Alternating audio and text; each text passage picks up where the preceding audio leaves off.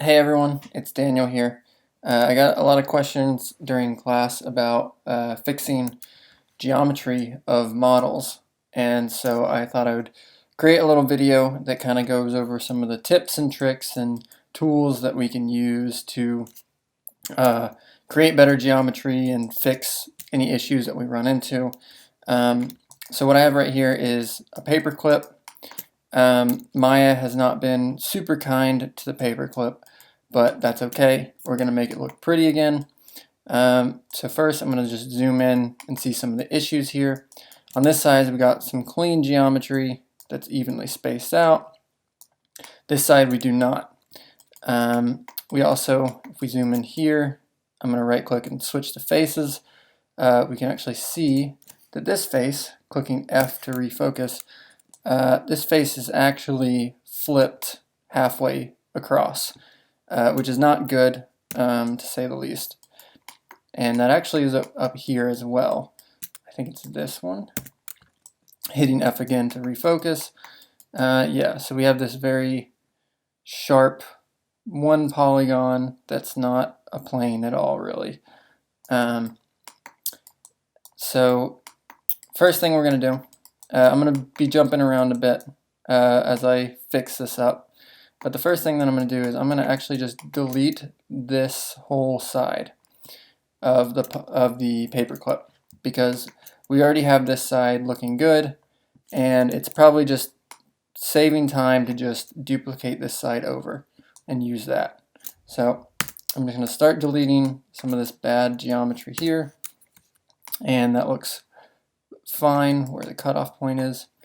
I'm actually going to delete this part as well, and we will reconstruct that part later.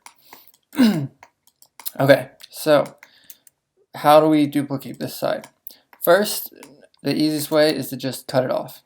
So if we go over to the edges and we double click, and I refocus with F again, you can see that I grabbed the whole line. I'm going to go up to Edit Mesh and Detach, and that's going to essentially treat these as two different halves of the same object. So if I were to switch the faces and double click the faces, I can either click that side or that side. It's not going to automatically assume that I want both. But if I go to object mode, it's still part of the same mesh, so it's not technically separated yet. So the second step to detach it is, while still on the edges, actually no, I take that back. Switching to object mode, just clicking on it, we can go up to mesh and separate. And so now, when I click on it, I have two separate pieces to work with. So what I'm going to do is I'm going to switch to the translate tool by hitting the W key, and we see that it's the locator's all the way over there. I don't really want to do that, so I'm going to go up to modify and select center pivot to move the pivot closer to the object so that I can work with it a little easier. Then I'm going to switch over to the move tool, or sorry, the rotate tool with E, and I'm actually going to hold the J key, like J for Jack key, and then I'm going to rotate this, which did not work actually. Okay, yeah, there we go. While holding the J key, you can actually snap rotate it to 15-degree intervals. And so that way you can get a perfect 180 turn. So what we would need to do here is duplicate it first. I did not do that because I'm an idiot. So I'll Command D it if you're on Mac, Control D if you're on Windows. And now we have two separate things, which right there. Give me 1 second.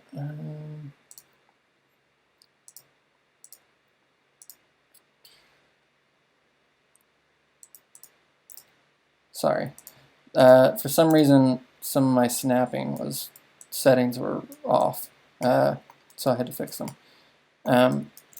So now that we have a duplicate, we can move around and stuff. I'm going to switch to the rotate tool, hold J, and snap it 180 degrees around so that it's essentially parallel with the other one. And I'll just kind of put it about where it should be to line up with the one up there. And there's a little bit of extra, so I'm just going to delete that. So now we have sort of it kind of in place. Before I go any further, there's a bit too many edge loops than I need right now, since I'm just kind of building the basic shape. I don't really need to add too much geometry. It just complicates things and makes it difficult for fine-tuning. So I'm actually going to start deleting some of these edge loops just to make it a bit nicer and easier to work with. When I do that though, if I switch over to vertices, you can see there's still vertice in the middle where these edges used to be. We still need to get rid of these vertices. And so the easiest way we can do that is just highlight all the vertices and click delete. In doing so, it can't delete the vertices that excuse me, it can't delete the vertices that are already attached to edges. It only gets the vertices that it can't use, essentially. But I did notice that it kind of deleted the edge ones here in the corner, and I kind of want those. So what I'm going to do is I'm going to just take off the edge ones by, in my case on the Mac, I'm holding Control to bring up the little minus sign next to my mouse, and that allows you to unselect things. I don't know offhand what it is for Windows, but I can check and add it in like a little description. Okay, so now we've got that, and I will do the same thing to this side as well.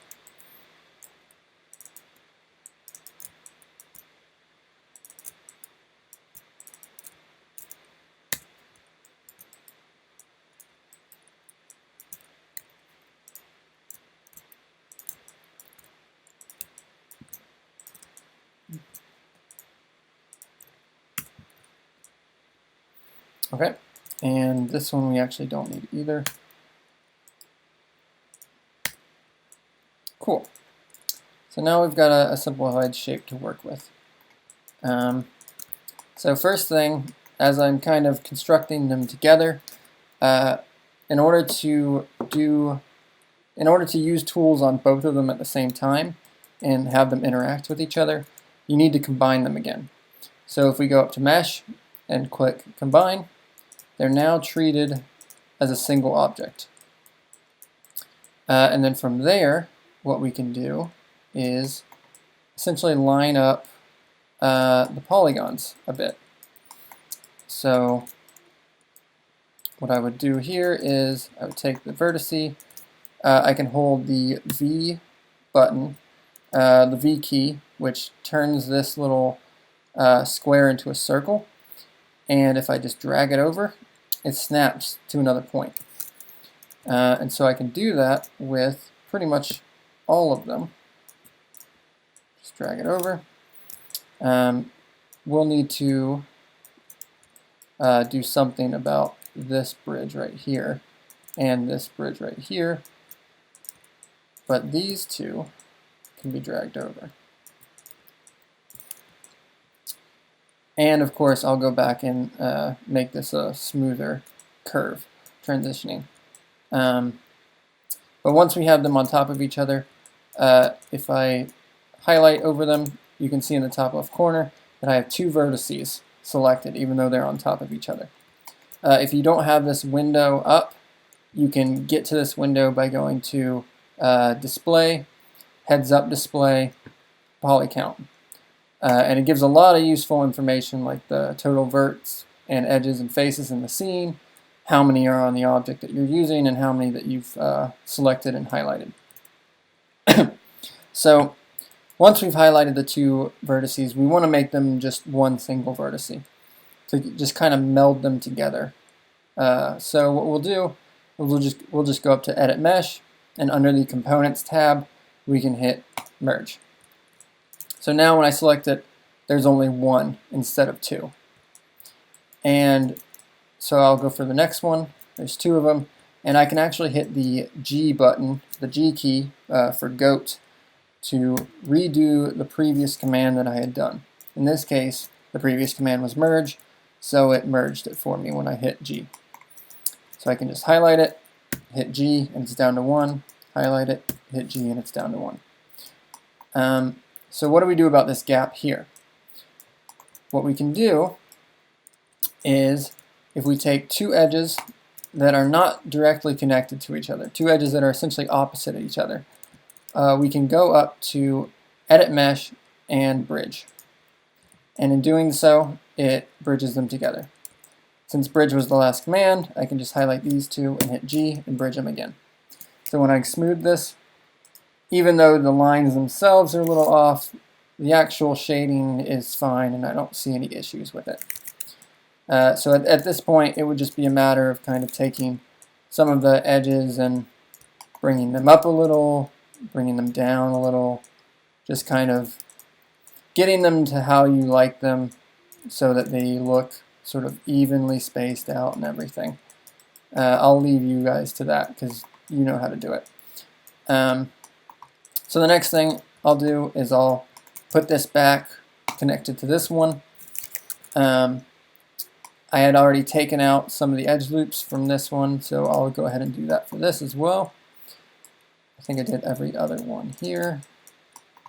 So I'm just double clicking on each edge to select the whole thing, and as you can see, it goes all the way around.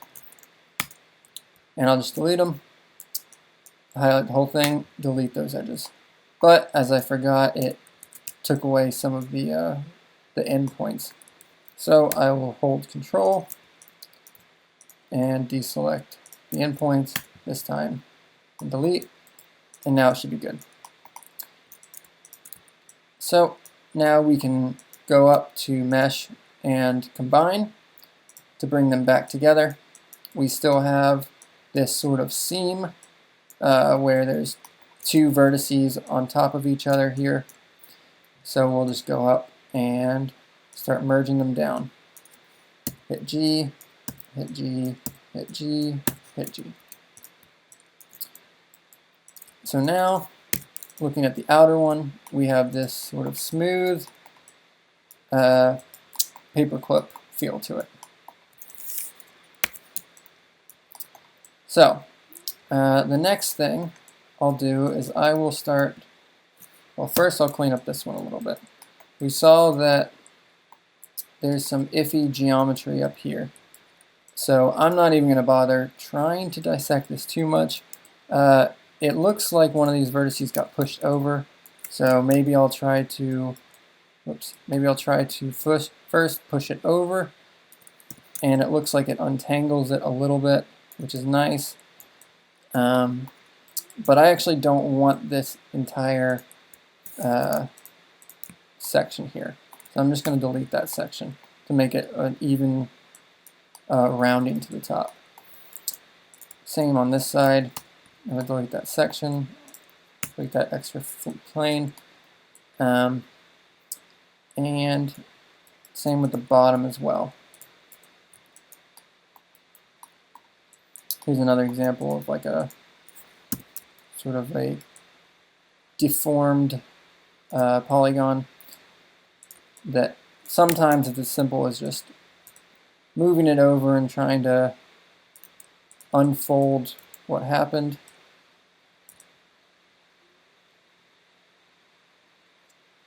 It's not super pretty as is, but I'm going to delete them anyways, so it doesn't matter. Okay, so the inside is now, oops, on this side as well. Okay, so now the inside's pretty clean. And I'm going to probably take out, for now, I'm going to actually delete these two edge loops. I might put them back in a second, but for right now I don't need them, and they might just complicate things. So I'm going to just delete them, unmark the edges, and delete those. And even though it's not super smooth paperclip-like, it shows the bend, and it'll allow me to do what I want to do with it. So next thing I'm going to do is I'm going to attach this part to the rest of it. So first I'm going to switch over to edges, and taking the edge down here, I'm actually going to extrude the edge down so that it's close to here. So if I hold Control E on the Mac, I can pull out this edge a little bit and then switch over to just the Translate tool and just bring it straight down. Once I have it down, I can line it up a little bit better. Essentially with the corner of this one is what I want, because that's going to be the inside of the paper clip. And I might do a bend on this too, just to make it a little bit smoother. So I'll add, from Mesh Tools, I'll add an Insert Edge Loop, and then just add an edge loop in the middle here, switch over to Translate with W, and push it in a little bit, just to kind of round these off, so that it's a smoother transition to the paper clip at the end. So looking at this one, we have a different height thing, which is fine. What I'm going to do, I'm actually going to grab all of the edges, just the top edges, and I'm going to move them up to be about on par. It's kind of hard to tell, but to be about on par with this corner here. And I'm going to do the same for the bottom. Just push it down to be about on par with the bottom corner here. That way, we can easily just kind of snap them and connect them. So if we switch over to Vertex, switch over to Vertex and just hold the V key, I can snap them to their corners. And then just kind of push this over to make it look close to being smooth. So now they're starting to come together, and what we can do next is combine again. That way we can start to edit both parts of the paperclip at the same time. So once we do that, we can go over, don't forget that we have two vertices on top of each other over here, so we can go Edit Mesh and merge them and hit the G key, and now they're technically connected. So next thing we're going to do is I'm actually going to start bridging the inside of this so that we have some geometry to work with when connecting to this inner part that we already have.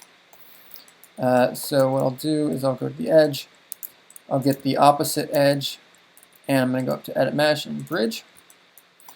Now I can just double click all of them, so that gets all the inside ones. It does get this one at the end though, I don't want that. I need to check the other end. I don't want any of these other ends as well. But now when I hit Bridge, it fills all of them in for me. So it saves a little bit of time if you already have all of your edges matching each other and planned out. And so what I can do now with this new group of polygons is I can add an edge loop in the middle. And so now we have it matching this edge loop. And if I wanted to, I can go to the scale tool, I can bring it in a little bit on this scale. I got to be careful not to distort some of these other angles too much, but I can bring it a little bit in on this scale just to kind of have a little bit of roundness to it. And then we can bridge again. So if I take the two opposite ones, I can go up to the Edit Mesh Bridge, and then I can hit the G key to duplicate that. And so now we have an issue up here, which is fine. If I look at the wireframe, give me 1 second as I figure out what it is.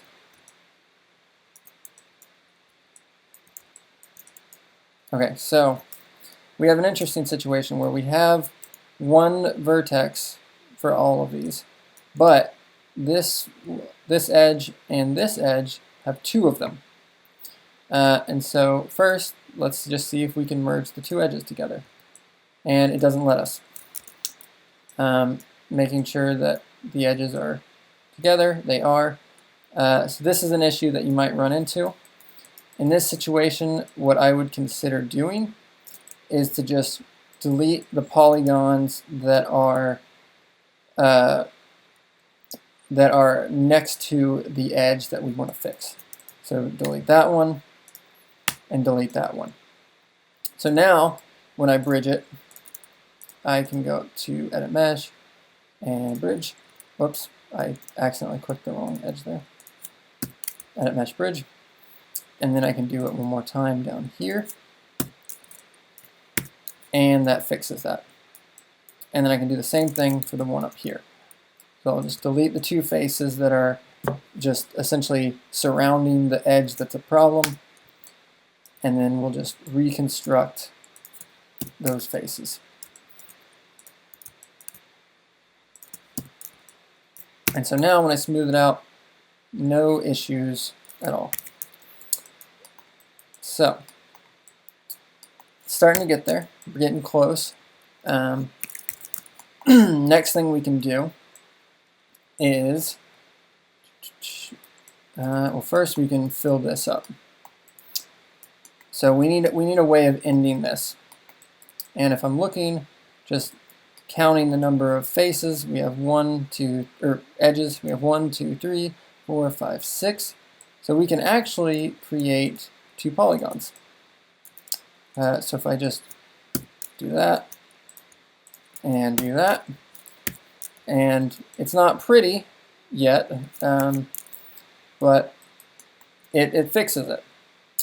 So if I go to the edge, I can hit F to refocus a little bit. I can pull it out a little bit just to give it some tapering.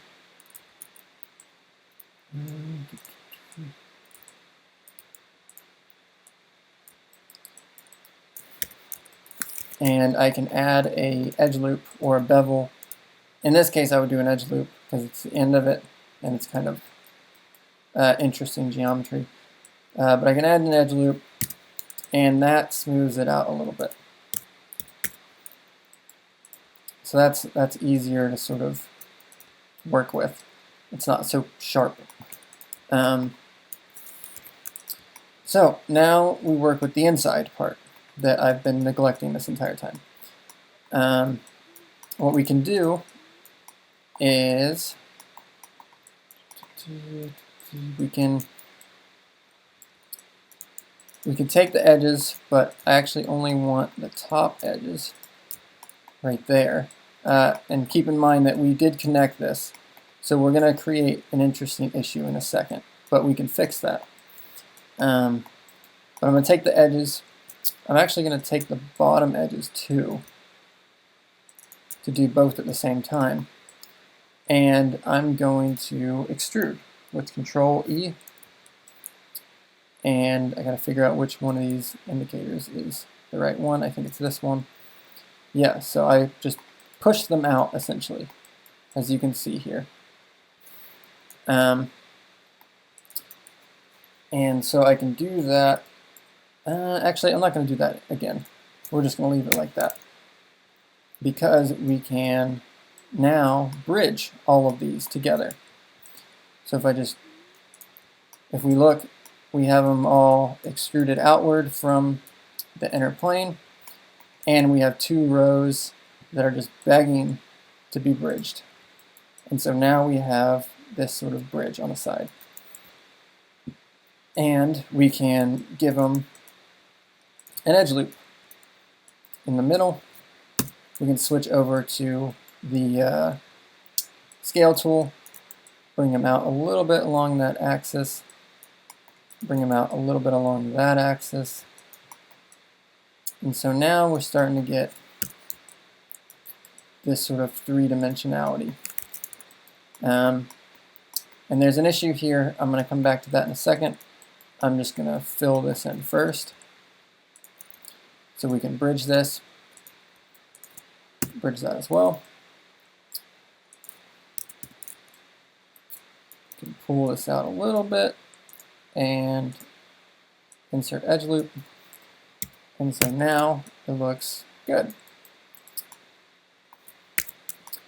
Okay, so when we extruded outward, we created this instance where we now have a new edge here. It didn't just take it from this edge. And so we need to sort of match these up again. And thankfully, since we're working with simple amount of geometry, we can just essentially snap these three vertices together to fix them. So if we take one at a time, hit V, we can snap it. And we can snap it, and we can snap it. And of course, we now need to go back and hitting the 4 key to go into wireframe. We can go back and highlight the ones that are duplicated and merge them together.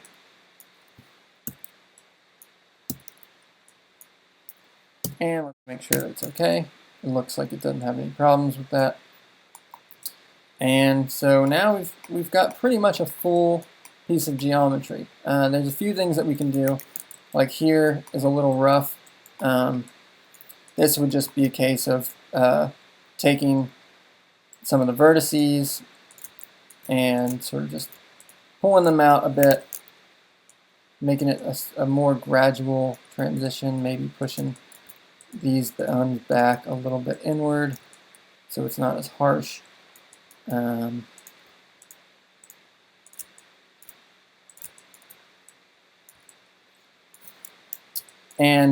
of course the rest of it's just kind of moving around the vertices to have a bit cleaner geometry. But beyond that, here is the paperclip. And if we were to give it sort of a material for fun, you guys will deal with this later, but I can just go in, give it a sort of, let's say, like maybe a chrome base material, and throw in a distant light, just to kind of get you guys familiar with this sort of thing. And if I hit render, it is too weak to see anything. The light is a weak light.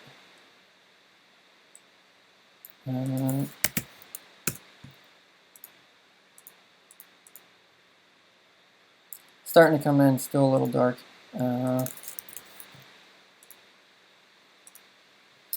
Yeah, and there you go. So we have a paperclip ready to be used in any sort of modeling or rendering or game engine, whatever you want.